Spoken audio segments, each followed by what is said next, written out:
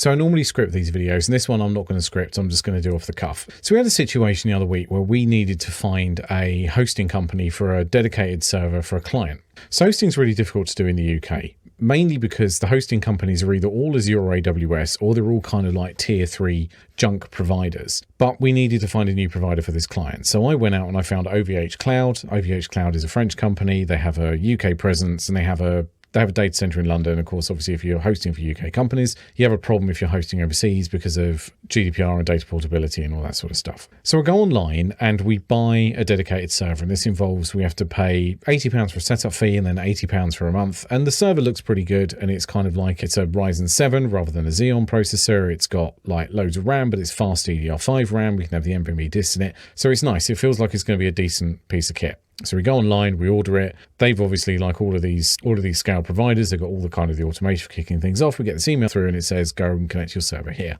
So we'll go and connect, just confirm it's still there, muck around with it a bit, leave it, and then come back to it the next day. So the next day, I'm logged onto the server. I've been running it for about 6 hours and it just shuts off. It just disappears. I get an email through saying there's a problem with the billing. I get kicked out of the OVH portal. The server's gone. Everything's gone. That's strange. So I go and try and reset the password. Password reset's not coming through. Kind of confirm it's not a problem with resets. We're checking our Exchange, see what's happening. And basically there's nothing coming through. I create a new account and I go onto the live chat because you can't phone them up. You can't get on the live chat without being on the portal. I'd been locked out of the portal, go and create a new account, log onto the portal, chat with someone there. They're actually, genuinely helpful. And they come back and he goes, I'm going to go and have a look at what's happening. Get this email through. And the email says, our validations team has looked at your account. This account is less than 24 hours old. Validations team has looked at your account, decided to close it. We're not going to tell you why, and you're not getting your money back. And I'm like, are you kidding? Like, it's only 160, 170 quid plus VAT, right? So it's kind of the principle of the thing. Somebody this week was talking to me about principles of stuff when it comes to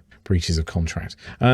Anyway, so it's kind of, it's just gone. The server's gone and we get this email through from the validations team. And it's kind of, and I email back and go, well, it's ridiculous. It's completely unacceptable. Comes back, the email goes, well, no, decisions are final. We're not going to explain what it is. You're not getting your money back. So get hold of my business partner and say, we need to claw the money back from the bank. That's going through a process. And all the time, we keep getting the repeated emails saying the validations team has closed the account. We're not telling you why. You can't appeal it. You're not getting the money back. And I'm getting increasingly robust in my responses to this, kind of going, you need to forward this response to this email as a letter before action to your legal team. And they're coming back and going, oh, you need to contact. It's just like, no, I've done, I've sent in that letter now, effectively. And it keeps going on and on and on. And eventually they start sending me net promoter score surveys, kind of score it 1 to 5. What do you think of the customer service? And this is ridiculous, right? So anyway, very long story short, eventually they do turn the server back on. I don't know why. I confirm I can get in there. I download the invoice that the bank needed, never really look at it again. Then I start getting all these emails back saying a validations team has looked at the account, closed it down.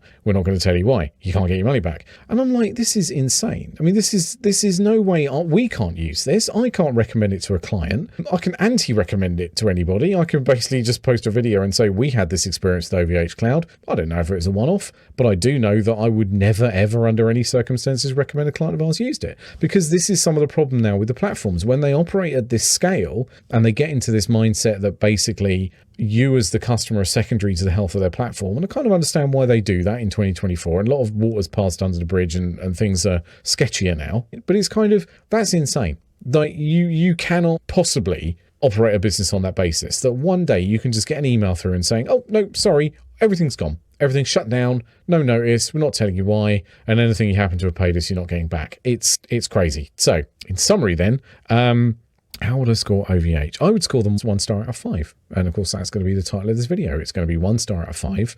It was completely awful. It was terrible. Funnily enough, the guy that I did chat to actually was really good. He was really helpful. But it's like, no, just you can't. And that's really what some of the problems with hosting in the UK these days. It's like the tier 1 providers like Azure and AWS are massively just too expensive, way too expensive, massively out of scale for nearly all sorts of businesses. Unless you're a large corporate, it doesn't make any sense. The tier 3 providers are all junk, and the tier 2 providers that are kind of facilitated through consultation. Maybe if you can get the price point right on those, go ahead. But in terms of OVH, no, one star out of 5, definitely.